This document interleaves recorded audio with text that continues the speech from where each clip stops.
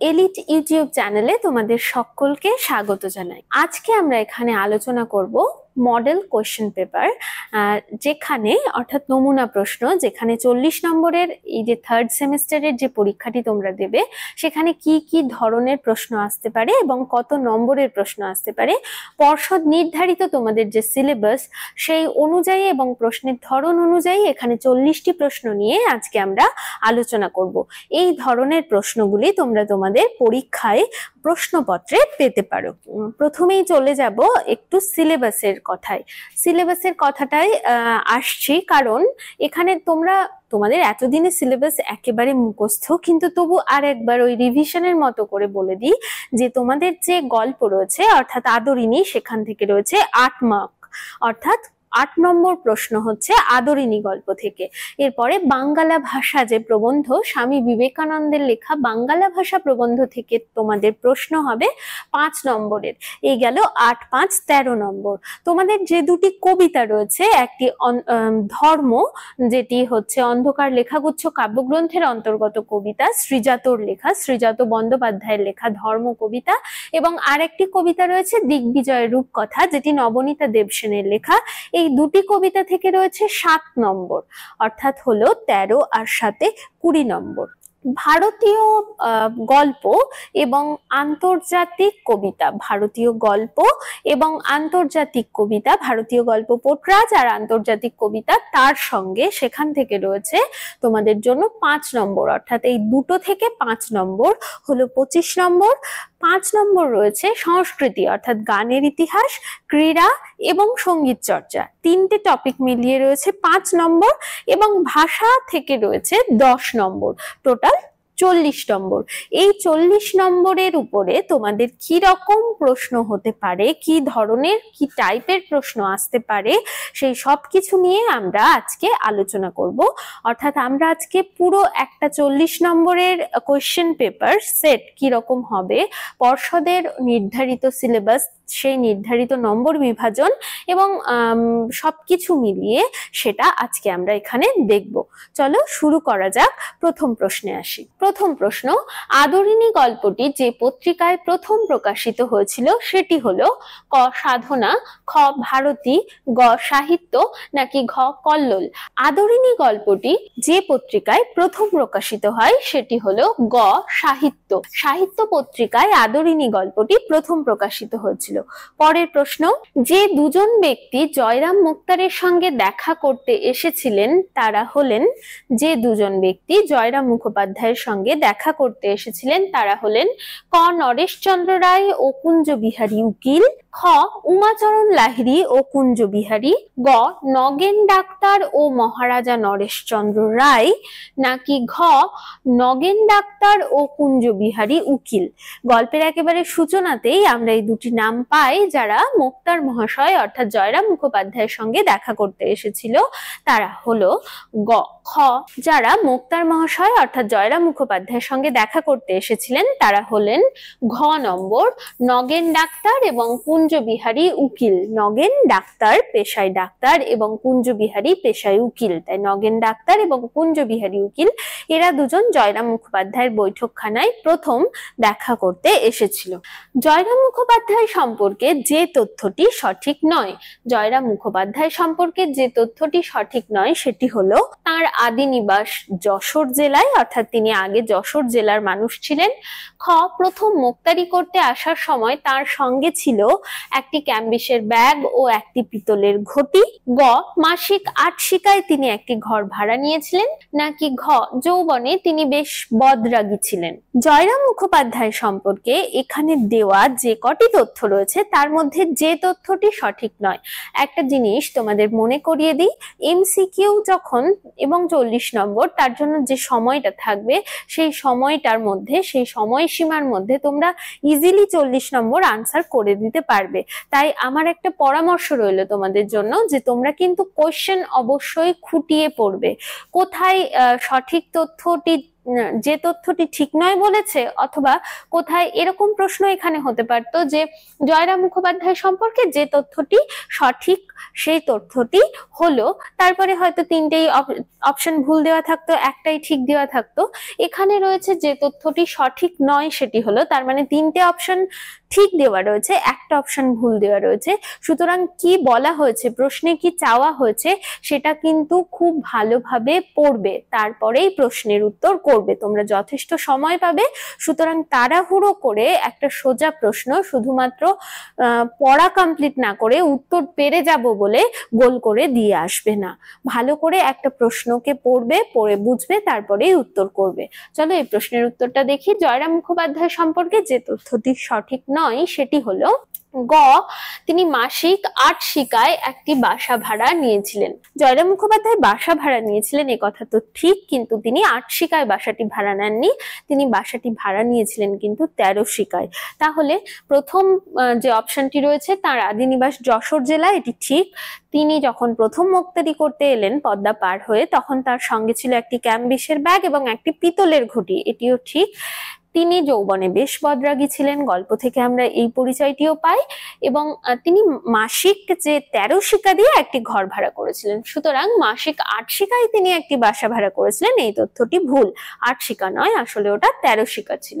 সুতরাং জয়রাম মুখোপাধ্যায় সম্পর্কে এখানে যে তথ্যটি সঠিক নয় সেটি হলো তিনি মাসিক ৮ শিকায় একটি বাসা ভাড়া নিয়েছিলেন। পরের প্রশ্ন, আদরিণী গল্পের পরিচ্ছেদ সংখ্যা। আদরিণী গল্পটি কয়েকটি পরিচ্ছেদে বিভক্ত, তার সংখ্যা ক ৫টি, খ ৭টি, গ ৮টি, নাকি ঘ ১০টি? আদরিণী গল্পের মোট পরিচ্ছেদ সংখ্যা হলো খ ৭টি। আদরিণী গল্পের পরিচ্ছেদ সংখ্যা ৭টি। পরের প্রশ্ন, জয়রাম মুখোপাধ্যায়ের জ্যেষ্ঠা পৌত্রী কল্যাণীর বয়স হয়েছিল। জয়রাম মুখোপাধ্যায়ের জ্যেষ্ঠা পৌত্রী, পৌত্রী মানে ছেলের মেয়ে, জয়রাম মুখোপাধ্যায়ের বড় ছেলের মেয়ে, সব জ্যেষ্ঠা মানে সবচেয়ে বড় যে পৌত্রী ছিল সে, তার নাম ছিল কল্যাণী, এবং কল্যাণীর বয়স হয়েছিল ক ১১ বছর, খ ১২ বছর, গ ১৩ বছর, নাকি ঘ ১৪ বছর? জয়রাম মুখোপাধ্যায়ের জ্যেষ্ঠা পৌত্রী কল্যাণী গল্প অনুযায়ী যে বছরে পা দিয়েছিল তার বয়স যত বছর হয়েছিল সেটি হলো খ ১২ বছর। গল্পে রয়েছে দ্বাদশ বর্ষ, দ্বাদশ বর্ষ মানে ১২ বছর। জয়রাম মুখোপাধ্যায় হাতিটি কিনেছিলেন ১৫০০ টাকায়, খ ১৭০০ টাকায়, গ ২০০০ টাকায়, নাকি ঘ ৩০০০ টাকায়? জয়রাম মুখোপাধ্যায় তার যে হাতিটি কিনেছিলেন, আদরিণীকে কিনেছিলেন যে টাকা দিয়ে সেটি হলো গ ২০০০ টাকা। যত টাকায় কিনেছিলেন সেটি হলো ২০০০ টাকা। বীরপুরের জমিদার উমাচরণ লাহিড়ীর মাদি হাতি আদরিণীকে তিনি ২০০০ টাকা দিয়ে কিনেছিলেন। পরের প্রশ্ন, আদরিণীকে প্রথমবার নিয়ে যাওয়া হয়েছিল ক পীরগঞ্জের মেলায়, খ রসুলগঞ্জের মেলায়, গ বামুনহাটের মেলায়, নাকি ঘ বীরপুরের মেলায়? আদরিণীকে প্রথমবার এখানে একটু বলে দিই, সেটা হলো আদরিণীকে প্রথমবার বিক্রি করার জন্য নিয়ে যাওয়া হয়েছিল। কেমন প্রশ্নটা পড়বে, আদরিণীকে প্রথমবার বিক্রি করার জন্য নিয়ে যাওয়া হয়েছিল, বিক্রির উদ্দেশ্যে নিয়ে যাওয়া হয়েছিল ক পীরগঞ্জের মেলায়, খ রসুলগঞ্জের মেলায়, গ বামুনহাটের মেলায়, নাকি ঘ বীরপুরের মেলায়? আদরিণীকে প্রথমবার বিক্রি করে দেওয়ার উদ্দেশ্যে যেখানে নিয়ে যাওয়া হয়েছিল যে মেলাটিতে সেটি হলো গ বামুনহাটের মেলা। বামুনহাটের মেলার পরে আদরিণীকে নিয়ে যাওয়া হয়েছিল রসুলগঞ্জের মেলায়। তাহলে প্রথম যেখানে বিক্রি করতে নিয়ে যাওয়া হয়েছিল সেটি হলো গ বামুনহাটের মেলা। পরের প্রশ্ন, এখানে আরেক ধরনের প্রশ্ন দেখো, সত্য মিথ্যা নির্ণয় করো। এইরকম প্রশ্নও থাকতে পারে। সত্য মিথ্যা নির্ণয় করো। প্রথম অপশনটি রয়েছে কল্যাণীর বিবাহের দিন স্থির হয়েছিল ১০ই জ্যৈষ্ঠ। কল্যাণীর বিবাহের দিন স্থির হয়েছিল ১০ই জ্যৈষ্ঠ। বাড়ির বড় পুত্রবধূ, ২ নম্বর, বাড়ির বড় পুত্রবধূ আদরিণীকে বরণ করেছিলেন। প্রথম যখন আদরিণী বাড়িতে এলো তখন আদরিণীকে বরণ করেছিলেন বাড়ির বড় পুত্রবধূ। ৩ নম্বর অপশন, দায়রা আদালতে খুনের মামলাটি ৭ দিন ধরে চলেছিল। যে মামলাটি লড়ে মুক্তার মশাই অর্থাৎ জয়রাম মুখোপাধ্যায় তার যে মুক্তারি অর্থাৎ তার যে পেশা সেখান থেকে ইস্তফা দেন বা পদত্যাগ করে দেন বা পেশাটিকে ছেড়ে দেন, সেই যে লাস্ট যে খুনের মামলাটি তিনি লড়েছিলেন সেটি দায়রা আদালতে চলেছিল ৭ দিন ধরে। 4 নম্বর প্রশ্ন, আদরিণী মারা যাওয়ার পর মুখোপাধ্যায় মহাশয় মাত্র 2 মাস জীবিত ছিলেন। তাহলে আমরা এখানে 4টে অপশন পেয়েছি এবং এর মধ্যে আমাদেরকে সত্য মিথ্যা নির্ণয় করতে হবে। এখানে অপশনগুলো কি রয়েছে? ক নম্বরে রয়েছে 1 সত্য, 2 মিথ্যা, 3 মিথ্যা, 4 সত্য। এসো দেখি।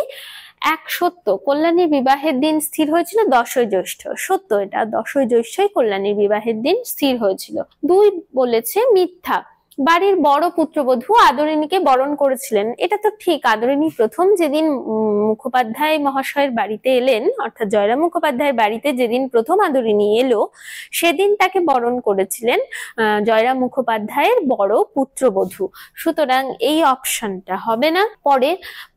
পরের অপশনটা দেখি। খ 1 সত্য, হ্যাঁ এটা সত্য, প্রথম যে কল্যাণীর বিবাহের দিন 10ই জ্যৈষ্ঠ বাড়ির বড় পুত্রবধূ আদরিণীকে বরণ করেছিলেন। 2 সত্য। 3 দায়রা আদালতে খুনের মামলাটি 7 দিন ধরে চলেছিল। দায়রা আদালতে খুনের মামলাটি চলেছিল ঠিক, কিন্তু 7 দিন ধরে কি? 3 নম্বরটা কিন্তু মিথ্যা। কেন মিথ্যা? কারণ দায়রা আদালতে খুনের মামলা যেটি চলেছিল সেটি 3 দিন ধরে চলেছিল।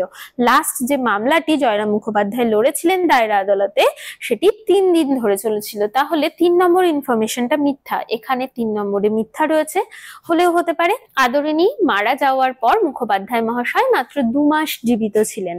আদরিণী মারা যাওয়ার পরে মুখোপাধ্যায় মহাশয় অর্থাৎ জয়রাম মুখোপাধ্যায় সত্যিই মাত্র 2 মাসই জীবিত ছিলেন। সুতরাং 2 সত্য, 2 নম্বর সত্য, 3 নম্বর মিথ্যা এবং 4 নম্বর সত্য। তাহলে এখানে দেখো খ নম্বরের অপশনটিতে রয়েছে 1 সত্য, এটা সত্য। 2 সত্য, হ্যাঁ বাড়ির বড় পুত্রবধূ আদরিণীকে বরণ করেছিলেন, সত্য। দায়রা আদালতে খুনের মামলাটি 7 দিন ধরে চলেছিল, এটা মিথ্যা, এখানে দেওয়া রয়েছে এটা মিথ্যা।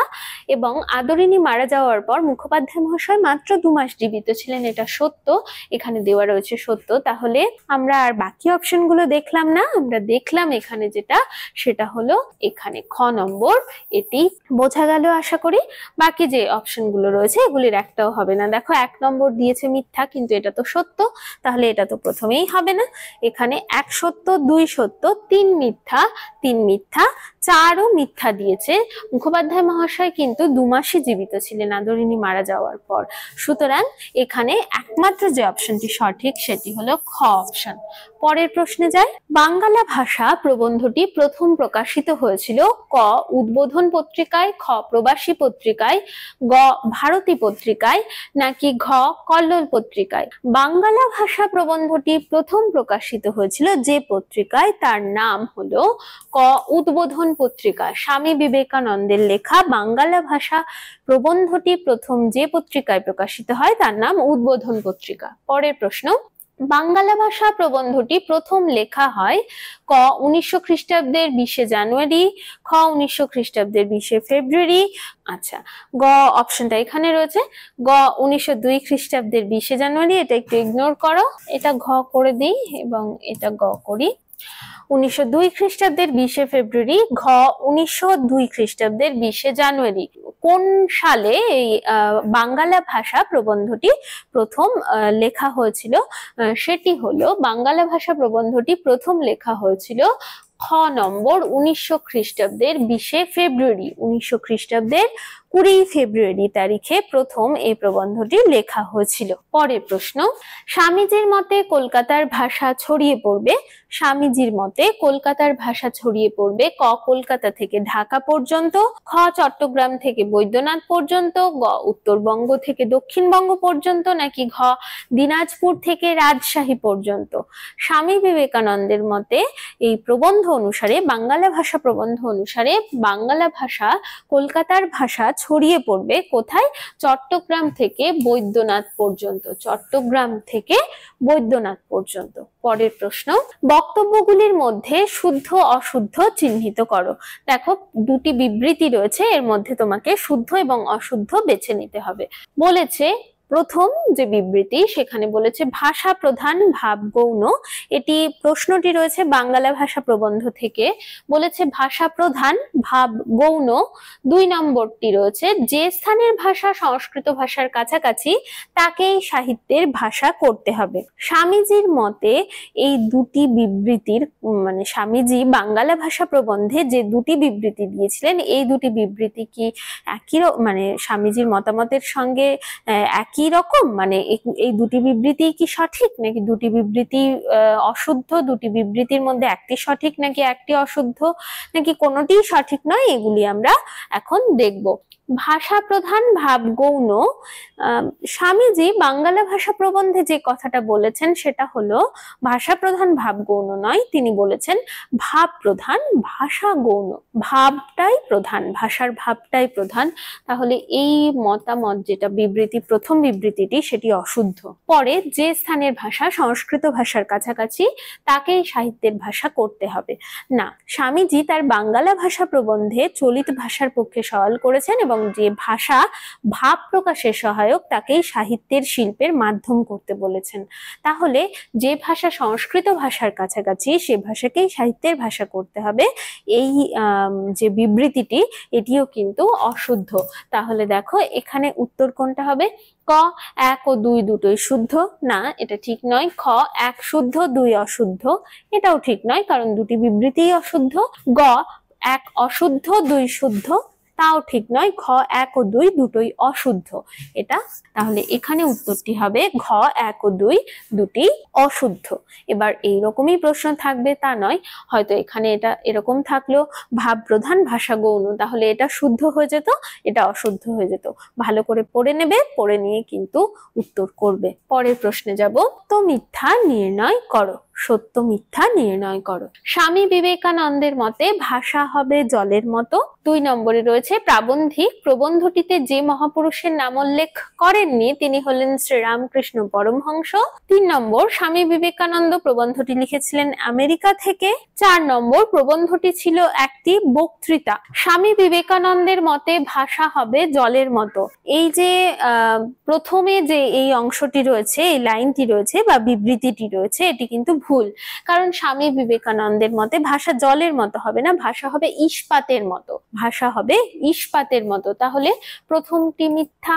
2 নম্বর প্রাবন্ধিক প্রবন্ধটিতে যে মহাপুরুষের নাম উল্লেখ করেননি তিনি হলেন শ্রীরামকৃষ্ণ পরমহংস। যারা ইতিমধ্যে প্রবন্ধটি খুঁটিয়ে পড়েছো তারা নিশ্চয়ই বুঝতে পেরেছো যে এটিও ভুল। তিনি তার এই যে বাংলা ভাষা প্রবন্ধ সেখানে 3 জন মহাপুরুষের নাম উল্লেখ করেছেন, একজন গৌতম বুদ্ধ, একজন শ্রীরামকৃষ্ণ পরমহংসদেব এবং একজন শ্রী চৈতন্যদেব। তাহলে এই তথ্যটি ভুল, মিথ্যা। পরের 3 নম্বর স্বামী বিবেকানন্দ প্রবন্ধটি লিখেছিলেন আমেরিকা থেকে। হ্যাঁ, এটা একদম ঠিক। তিনি উদ্বোধন পত্রিকার যে সম্পাদক তাকে চিঠিটি লিখেছিলেন আমেরিকা থেকে। এই বাংলা ভাষায় এটি কিন্তু একটি চিঠি, তাহলে এটা ঠিক। প্রবন্ধটি ছিল একটি বক্তৃতা, এর মধ্যেই বলে দিয়েছি যে এটি একটি চিঠি যেটি উদ্বোধন পত্রিকার যে সম্পাদক তাকে স্বামী বিবেকানন্দ লিখেছিলেন, তাই প্রবন্ধটি ছিল একটি বক্তৃতা, এটা ভুল। প্রবন্ধটি ছিল আসলে একটি চিঠি, তাহলে এটাও ভুল বা মিথ্যা ইনফরমেশন। তাহলে আমরা পেলাম মিথ্যা, মিথ্যা, সত্য, মিথ্যা। এখানে ক নম্বরে দেখো রয়েছে ক সত্য, 1 নম্বরটা সত্য, 2 নম্বর মিথ্যা, 3 নম্বর মিথ্যা, তার মানে এটা হবে না। খ রয়েছে 1 সত্য, 2 সত্য, 3 মিথ্যা, 4 সত্য, এটাও হবে না। গ নম্বরে রয়েছে 1 মিথ্যা, 2 মিথ্যা, 3 সত্য, হ্যাঁ এই পর্যন্ত ঠিক আছে, এবং 4 নম্বর মিথ্যা। তাহলে এখানে উত্তর হবে গ, কারণ এখানে দেখো প্রত্যেকটি ইনফরমেশন, প্রথম ইনফরমেশন মিথ্যা, দ্বিতীয় ইনফরমেশন মিথ্যা, 3 নম্বর ইনফরমেশনটি সত্য এবং 4 নম্বর ইনফরমেশনটি আবার মিথ্যা। তাহলে এখানে উত্তর হবে গ নম্বর। আমরা তাহলে আর এই অপশনটা দেখলাম না। এই কটা হবে না। চলো পরের প্রশ্ন যাব। ভ্যান গঘের ধর্ম ছিল, ভ্যান গঘ ধর্ম কবিতা থেকে প্রশ্ন। ভ্যান গঘের ধর্ম ছিল ক ছবি আঁকা, খ সঙ্গীত চর্চা, গ বিজ্ঞান চর্চা নাকি ঘ কবিতা লেখা। ভ্যান গঘের যা ধর্ম ছিল সেটি হলো ক ছবি আঁকা, ছবি আঁকা ছিল ভ্যান গঘের ধর্ম। পরের প্রশ্ন, বিবৃতিগুলির মধ্যে কোনটি শুদ্ধ কোনটি অশুদ্ধ নির্বাচন করো। প্রথম বিবৃতি, আব্দুল করিম খাঁর ধর্ম ছিল গান। দ্বিতীয় বিবৃতি, আইনস্টাইনের ধর্ম ছিল সত্যের বয়ান। কবিতা থেকে ধর্ম কবিতার থেকে প্রশ্ন রয়েছে। প্রশ্নে প্রথম বিবৃতি রয়েছে আব্দুল করিম খাঁর ধর্ম ছিল গান। তোমরা যারা ধর্ম কবিতাটা খুব ভালোভাবে পড়ে নিয়েছো তারা ইতিমধ্যেই বলে দিতে পারবে হ্যাঁ এই বিবৃতিটি সঠিক। এবং আইনস্টাইনের ধর্ম ছিল সত্যের বয়ান, এই বিবৃতিটি কি ঠিক? না, এই বিবৃতিটি ঠিক নয়। আইনস্টাইনের ধর্ম ছিল দিগন্ত পেরোনো, আর সত্যের বয়ান যার ধর্ম ছিল কবিতা অনুযায়ী তিনি হলেন কবির। তাহলে এটি ভুল। তাহলে এখানে অপশনে আসি, ক দুটি বিবৃতি শুদ্ধ, না দুটি বিবৃতি শুদ্ধ নয়, তাহলে এটা হবে না। খ দুটি বিবৃতি অশুদ্ধ, না দুটি বিবৃতি তো অশুদ্ধ নয়, তাহলে এটাও হবে না। গ প্রথম বিবৃতি শুদ্ধ, হ্যাঁ প্রথম বিবৃতি শুদ্ধ এবং দ্বিতীয়টি অশুদ্ধ, হ্যাঁ এটাই তাহলে এখানে যে অপশনটি হবে এটি হবে গ নম্বর। আর এটা প্রথম অশুদ্ধ দ্বিতীয়টি শুদ্ধ, এটাও হবে না। তাহলে এখানে প্রথম বিবৃতিটি শুদ্ধ, দ্বিতীয়টি অশুদ্ধ। পরের প্রশ্ন, রাজপুত্রের অসিটি ছিল ক ধারালো, খ অভঙ্গুর, গ মন্ত্রপুত, ঘ সবকটি। দিগ্বিজয় রূপকথা কবিতা অবলম্বনে রাজপুত্রের যে অসি অর্থাৎ তরবারিটি ছিল সেটি ছিল ধারালো, শানিত সুতরাং ধারালো, অভঙ্গুর হ্যাঁ রয়েছে এটি, এবং গ কবিতা এটিও রয়েছে মন্ত্রপুত।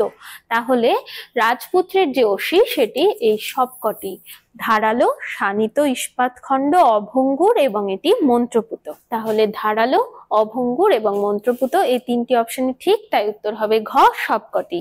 পরের প্রশ্ন, হলেনি বা দুঃখিনী জননী পংক্তিটির মধ্যে দিয়ে কবির যে মানসিকতা প্রকাশিত হয়েছে তা হলো ক মায়ের প্রতি গভীর শ্রদ্ধা ও ভালোবাসা, খ মায়ের প্রতি অবহেলা ও উপেক্ষা, গ মায়ের প্রতি অশ্রদ্ধা এবং করুণা, ঘ মায়ের প্রতি তুচ্ছ তাচ্ছিল্যের ভাব। না, এই যে হলেনি বা দুঃখিনী জননী এর মধ্যে দিয়ে না তুচ্ছ তাচ্ছিল্যের ভাব প্রকাশিত হয়েছে, নাকি অবহেলাও প্রকাশিত হয়নি, এমনকি মায়ের প্রতি অশ্রদ্ধাও প্রকাশিত হয়নি। আসলে হলেনি বা দুঃখিনী জননী বলতে গিয়ে কবি যে কথাটি মা সম্পর্কে বলতে চেয়েছেন সেটি হলো আসলে মায়ের প্রতি তার যে গভীর শ্রদ্ধা, তার যে ভালোবাসা সেটিকেই তিনি তুলে ধরতে চেয়েছেন।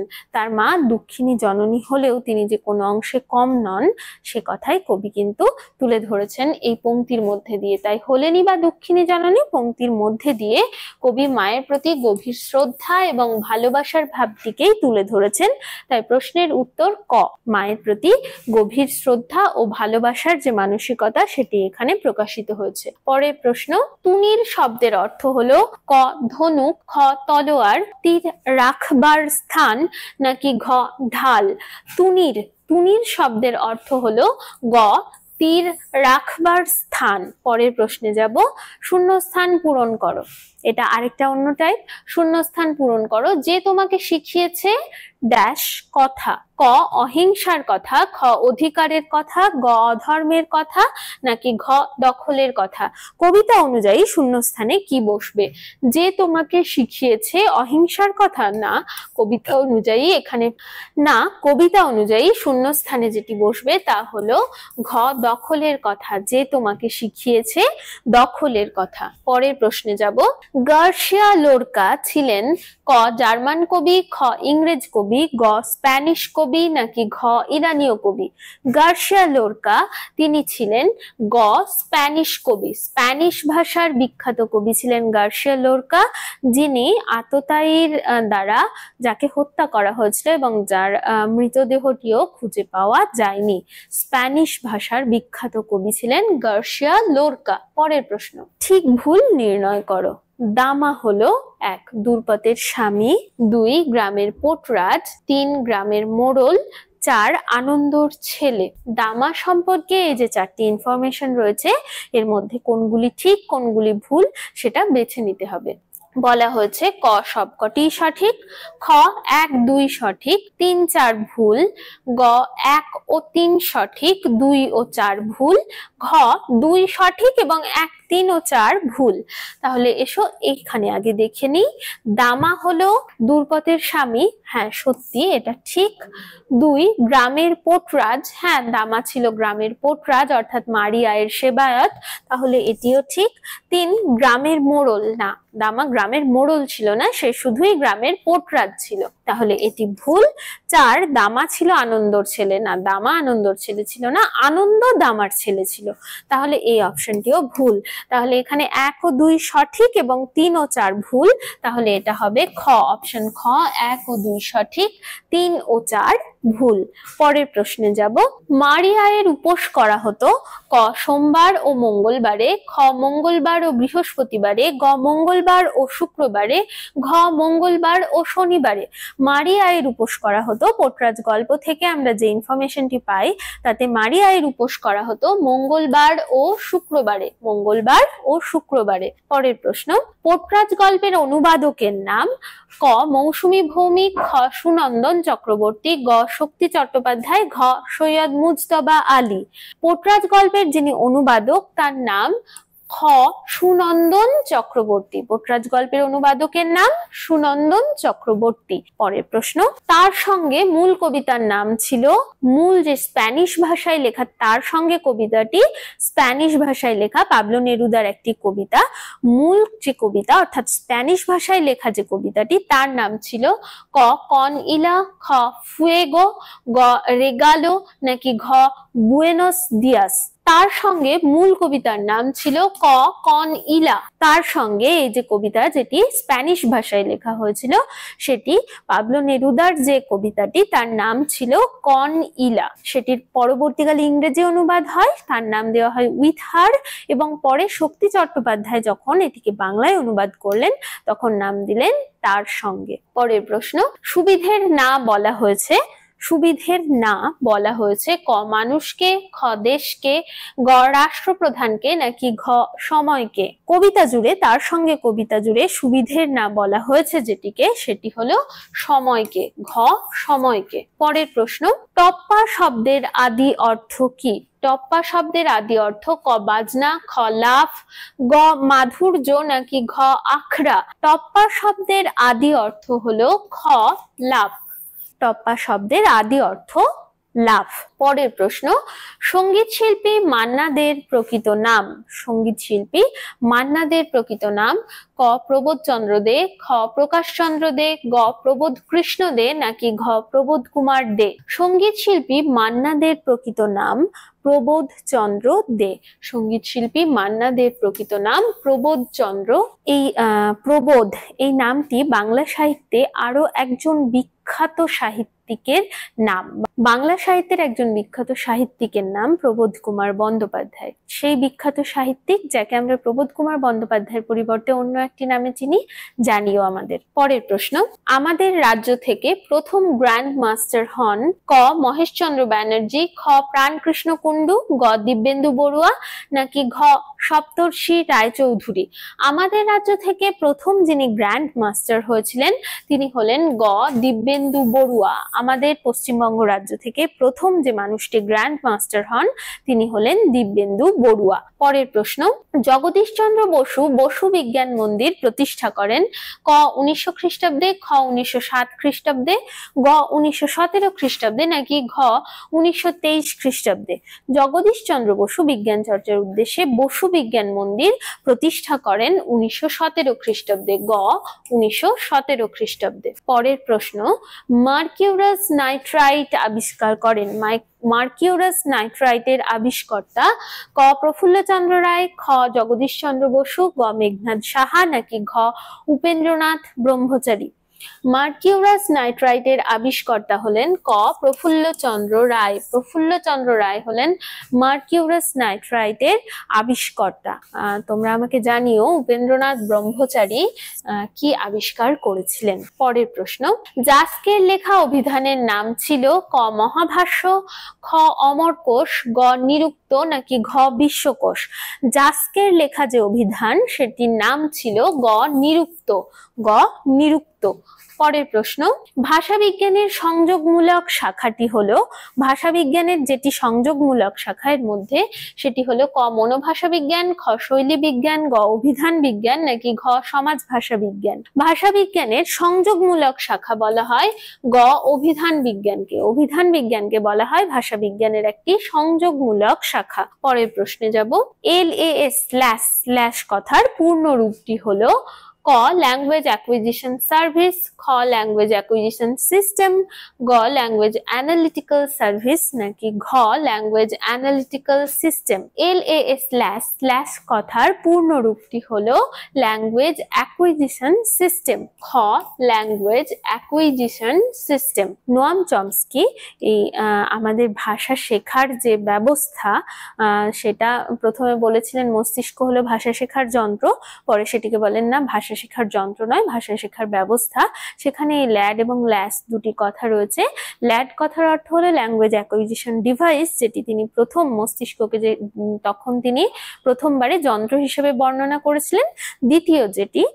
দ্বিতীয়বারে তিনি বলেন না এটি যন্ত্র নয়, এটি একটি সিস্টেম বা ব্যবস্থা।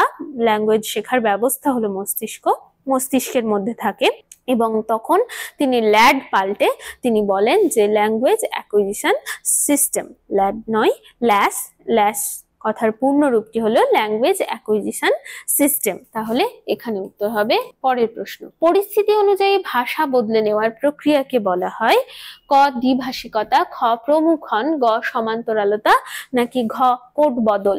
পরিস্থিতি অনুযায়ী আমরা যখন ভাষা বদলে নিই তখন সেই প্রক্রিয়াটাকে বলা হয় ঘ কোড বদল বা কোড সুইচিং। কোড বদল বা কোড সুইচিং। পরের প্রশ্ন, বাংলা ভাষায় মৌলিক স্বরধ্বনির সংখ্যা হলো ক 11টি, বাংলা ভাষায় মৌলিক স্বরধ্বনির সংখ্যা হলো ক 11টি, খ 12টি, গ 7টি নাকি ঘ 9টি। বাংলা বর্ণমালায় বাংলা স্বরধ্বনির যে সংখ্যা বা স্বরবর্ণের যে সংখ্যা সেটি কিন্তু 11টি, কিন্তু মৌলিক স্বরধ্বনি আর বাংলা বর্ণমালার যে স্বরধ্বনি সেটা কিন্তু এক নয়, সুতরাং সংখ্যাটাও এক নয়। তাই বাংলা ভাষায় মৌলিক স্বরধ্বনির সংখ্যা হলো গ 7টি। ই, এ, উ, ও, অ এবং আ, এই 7টি হলো মৌলিক স্বরধ্বনি। পরের প্রশ্ন, ধ্বনিমূলের উচ্চারণ ভেদকে বলা হয় ক সহধ্বনি, খ গুচ্ছধ্বনি, গ যুক্তধ্বনি নাকি ঘ শ্বাসাঘাত। ধ্বনিমূলের যদি ধ্বনিমূল বা মূলধ্বনি তার যদি উচ্চারণ ভেদ হয় তাকে বলা হয় উচ্চারণ পার্থক্য, তাকে বলা হয় সহধ্বনি। উত্তর হবে ক সহধ্বনি। ধ্বনিমূলের উচ্চারণ ভেদকে বলা হয় সহধ্বনি। পরের প্রশ্ন, মিল করো এটা আর একটা টাইপ। দেখো ক স্তম্ভ এবং খ স্তম্ভ, এখানে রয়েছে ই, এ, এবং আ, এই কটা স্বরধ্বনি রয়েছে। এখানে আমরা সেগুলোর ভাগ দেখতে পাচ্ছি। রয়েছে নিম্ন কেন্দ্রীয়, 2 নম্বরে রয়েছে সংবৃত উচ্চ, 3 নম্বরে রয়েছে প্রসারিত উচ্চ মধ্য, 4 নম্বরে রয়েছে সম্মুখ আর অর্ধ বিবৃত। তাহলে এটি যদি আমরা মেলাই তাহলে দেখবো আমরা যে এটি হলো যখন আমরা উচ্চারণ করি সেটিকে বলা হয় সংবৃত স্বরধ্বনি বা উচ্চ স্বরধ্বনি। তাহলে হলো সংবৃত এবং উচ্চ স্বরধ্বনি। এ হলো প্রসারিত এবং উচ্চ মধ্য স্বরধ্বনি, প্রসারিত এবং উচ্চ মধ্য। হলো সম্মুখ স্বরধ্বনি এবং অর্ধ বিবৃত স্বরধ্বনি। তাহলে হবে সম্মুখ স্বরধ্বনি ও অর্ধ বিবৃত স্বরধ্বনি, আর হলো নিম্ন স্বরধ্বনি বা কেন্দ্রীয় স্বরধ্বনি। নিম্ন স্বরধ্বনি বা কেন্দ্রীয় স্বরধ্বনি হলো এবার এগুলোর কোনটাকে কেন এরকম নাম দেওয়া হয় সে সম্পর্কে বিস্তারিত ক্লাসে দেওয়া রয়েছে তোমাদের, যে ক্লাসটি রয়েছে এলিট অ্যাপে, সেখান থেকে তোমরা এই ব্যাপারটা একটু বুঝে নিতে পারো। পারবে যে এগুলির কোনটিকে উচ্চ, কোনটিকে সম্মুখ, কোনটিকে বিবৃত, কোনটিকে প্রসারিত বা কোনটিকে নিম্ন বা কেন্দ্রীয় কি কি বলা হয় সেগুলি ওই ক্লাস থেকে তোমরা বুঝে নিতে পারবে। বুঝে নিলে তোমাদের এই অংশগুলো করতে গেলে আর মুখস্থ করতে হবে না, তোমরা তখন নিজেরাই একটু বুদ্ধি খরচ করেই উত্তর দিতে পারবে। তাহলে এখানে দেখো এ নম্বর হবে 2, এখানে রয়েছে A2, বি হবে 3, B3, সি হবে 4, C4 এবং ডি হবে 1। তাহলে দেখো এই প্রথম অপশনটাই ঠিক, তাহলে আর পরের অপশনগুলো আমরা দেখলাম না। প্রথম অপশনটা অর্থাৎ এখানে যা করে দেখিয়েছি, ই হচ্ছে সংবৃত এবং উচ্চ স্বরধ্বনি, এ হচ্ছে প্রসারিত এবং উচ্চ মধ্য স্বরধ্বনি, এ হচ্ছে সম্মুখ এবং অর্ধ বিবৃত স্বরধ্বনি এবং আ হচ্ছে নিম্ন কেন্দ্রীয় স্বরধ্বনি। পরের প্রশ্নে যাব আমরা। বাংলায় 4টি ব্যঞ্জন ধ্বনির সমাবেশে তৈরি গুচ্ছধ্বনির সংখ্যা। বাংলায় 4টি ব্যঞ্জন ধ্বনির সমাবেশে তৈরি গুচ্ছধ্বনির সংখ্যা ক 1টি, খ 3টি, গ 8টি নাকি ঘ 2টি। বাংলায় 4টি ব্যঞ্জন ধ্বনির সমাবেশে তৈরি গুচ্ছধ্বনির সংখ্যা, বাংলায় 4টি ব্যঞ্জনের সমাবেশে তৈরি গুচ্ছধ্বনির সংখ্যা হলো মাত্র 1টি, ক মাত্র 1। আধুনিক থিসরাসের জনক কে? ক স্যামুয়েল ওয়েসলি, খ মিখাইল বাখতিন, গ পিটার মার্ক রজেট নাকি ঘ উইলিয়াম জোনস। আধুনিক থিসরাসের জনক হলেন গ পিটার মার্ক রজেট। পিটার মার্ক রজেট আধুনিক থিসরাসের জনক পিটার মার্ক রজেট। মৃগ শব্দের আদি অর্থ বন্য জন্তু, পরিবর্তিত অর্থ হরিণ। এটি শব্দার্থের সংকোচ, খ শব্দার্থের প্রসার, গ শব্দার্থের রূপান্তর নাকি ঘ অর্থান্তর ভুক্তি। মৃগ শব্দের আদি অর্থ ছিল বন্য জন্তু, মানে সমস্ত মৃগ শব্দ দ্বারা সমস্ত বন্য জন্তুকে বোঝানো হতো, কিন্তু পরবর্তীকালে শুধু মৃগ শব্দ দ্বারা হরিণকেই বোঝানো হয়। অর্থাৎ এখানে অর্থ যেটা হচ্ছে, শব্দের অর্থে সংকোচ ঘটে গেছে। আগে মৃগ শব্দ দিয়ে একটা বৃহৎ জিনিসকে বোঝানো হতো, এখন সেটা একটা নির্দিষ্ট প্রাণীকেই বোঝানো হয় যার নাম হরিণ। সুতরাং এখানে উত্তর হবে ক শব্দার্থের সংকোচ। তাহলে এই গেল তোমাদের 40টা প্রশ্ন। এই প্রশ্নগুলো এখানে আলোচনা করার একটাই উদ্দেশ্য যে নমুনা প্রশ্ন বা পরীক্ষায় তোমাদের 3rd সেমিস্টারে কি রকম প্রশ্ন হতে পারে সে সম্পর্কে তোমরা এখান থেকে একটা ধারণা পাবে। আমরা অনেক ধরনের প্রশ্ন আলোচনা করেছি, সত্য মিথ্যা নির্ণয় করো, মিল করো, শুদ্ধ অশুদ্ধ ইত্যাদি নানান ধরনের প্রশ্ন আলোচনা করেছি। নর্মাল এমসিকিউ টাইপের প্রশ্ন রয়েছে, শূন্যস্থান পূরণ রয়েছে। এই ধরনের প্রশ্নগুলো তোমাদের পরীক্ষায় আসতে পারে এবং পর্ষদের যে নম্বর বিভাজন রয়েছে সেটাকে ফলো করেই এখানে কোশ্চেনগুলো আলোচনা করা হয়েছে। সুতরাং তোমরা এই ধরনের question set, model question set গুলো প্র্যাকটিস করলে নিশ্চয়ই তোমাদের পরীক্ষা খুব ভালো হবে, এটা আমরা আশা রাখি। আর এই ধরনের আরো অনেক মডেল কোশ্চেন পেপার তোমরা এলিট অ্যাপেও পেয়ে যাবে। ডেসক্রিপশন থেকে তোমরা এলিট অ্যাপটি ডাউনলোড করে নিতে পারবে। তোমরা পড়াশোনা করতে থাকো এবং এই সমস্ত কোশ্চেন পেপার প্র্যাকটিস করতে থাকো, তোমাদের রেজাল্ট নিশ্চয়ই ভালো হবে।